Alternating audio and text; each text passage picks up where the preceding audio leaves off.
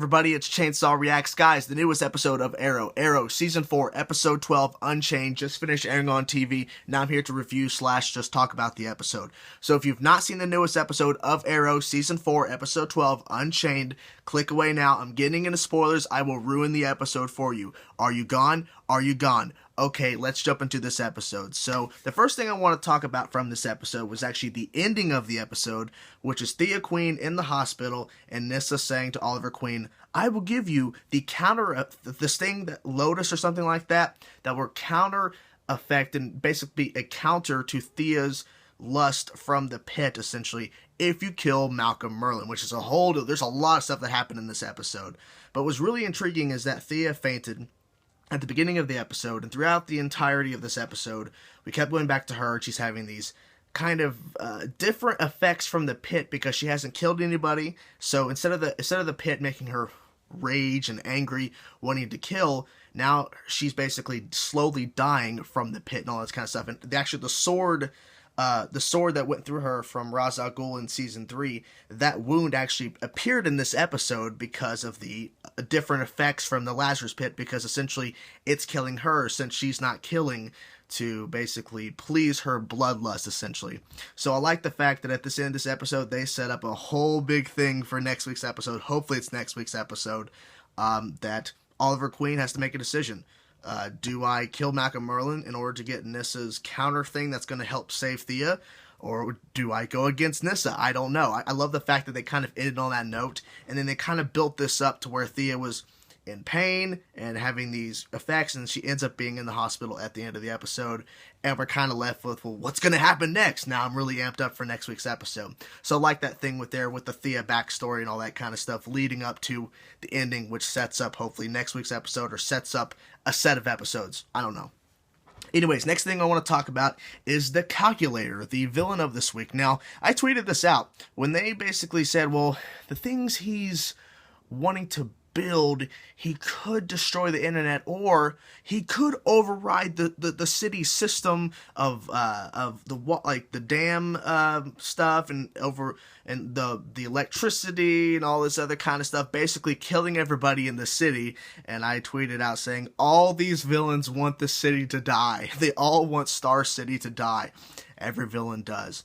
And what I really liked about this villain is that there was a lot you really didn't learn about the villain. Like, he was just behind his computer, the couple of scenes you saw him, and he was basically a good villain for Felicity because he's not out there being physical. He's behind that computer doing all these techie stuff. So it's cool to see a back and forth between Felicity and the Calculator, this villain, and they're going back and forth and setting viruses and, talking smack and all that kind of stuff.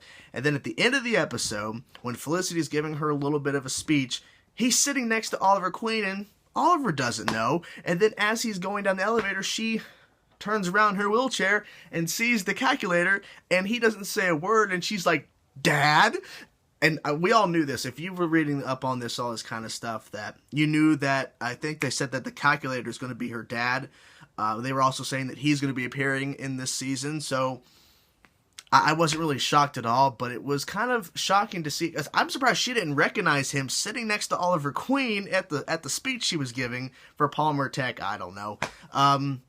But that was a pretty big reveal to the people who have not heard about behind the scenes and all the stuff they've confirmed. But it's exciting to see where that goes, because we don't know where it goes. All we know is, yeah, her dad's going to pop up this season, and he's the Calculator. So, not really a big, huge surprise. But I'm really interested to see where they take this, because her dad's a villain. So, who knows where they're going to take this. So, well, I mean, then again, Thea's father is Ra's al Ghul, so I guess we've already been down this road before, but I'm curious to see what angle they're going to take for Felicity's dad in this sense. So we'll see what happens. Let's talk about the big return, Roy Harper. Now, what was really cool is they brought Roy Harper into the mix by the Calculator. He didn't just pop up and go, hey guys, I'm back in Star City. He was being manipulated to steal all these items in order to create this thing that's going to basically to kill the city, not the internet. And he was using Roy Harper to steal all these little pieces of technology in order to combine, in order to make this thing, essentially, that he wanted to use in order to destroy the city. And luckily they figured it out and realized, okay, Roy's not in his best. He's not all there. There's something wrong. And they're able to tranquilize him with a tranquilized arrow. able to get all that up together, and the fact that Roy's back in the Arsenal outfit, which is pretty badass. Not for very long, but just enough for me to go, I love it. I love it so much. And honestly, even though he wasn't in the entirety of the episode, I mean, his face was covered up with his little get up, essentially, where he's basically robbing for the first couple of scenes you see him in. But it was nice to see Roy back and all that kind of stuff, and it makes me hope, fingers crossed, that Roy will be back in Season 5 as a season regular, because we're losing somebody in Season 4. I'm assuming I've said Captain Lance and all that kind of stuff, but if it's one of the team members, like one of the key members of the team, Thea, Diggle, Laurel, then we're going to have to someone replace it. I mean, if you're going to kill off Diggle, bring back Roy Harper. You're going to kill off Laurel? I don't know how that would go over, because you're getting rid of a Black Canary. I guess you could give Sarah the actual black outfit again, I guess, for Season 2 of Legends, or whatever's happening with that character for next season. But I'm just saying, if they kill a team member of Team Arrow, bring back Roy Harper. That's all I'm saying. But overall, this was a pretty good episode. There was going to be a meeting between Arrow and Damien Dark. It never happened. He set it up with his wife, Damien Dark's wife, who did announce in this episode she is running against Oliver Queen. So, I mean, Damien Dark's wife's getting into the mix, I guess. I don't know where that's going to go. I'm assuming, theorize here, a little bit of a theory, that Arrow's probably going to end up killing her, and then that's going to set up a whole new war between Hive and Damien and Arrow team. So my assumption is he's not going to kill her in front of people, but I'm assuming she's probably going to do something in order for him to kill her or whatever. Or, hey, Thea, kill her. Thea, you kill her.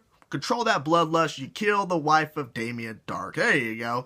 Anyways, guys, that is my review of this episode. A lot of stuff happened in this episode. Nyssa escaped. She fought Katana, which is pretty badass, but that was like a little stint. I'm hoping I was thinking, oh shit, they're going to kill Katana because she's in the Suicide Squad movie. Thank God they didn't kill Katana. So hopefully Katana will pop back up. And like I said, there's a bunch of stuff that happened in this episode. The Calculator, Roy, Thea, Jesus, a lot of stuff. So hopefully it'll be another jam-packed episode next week for a lot of more stuff to talk about, because this episode was jam-packed with action, all that kind of stuff, and it was just cool to see a lot of things, returning, and a lot of new things to kind of mix in order to keep the story progressing in a very rapid, fast way. Anyways, that's my review, guys. Thank you guys for watching my review. What was your favorite part about this episode? Let me know in the comment section below your favorite part from tonight's Arrows episode. Thank you guys for watching my review. I'm stumbling. I'm out. Peace.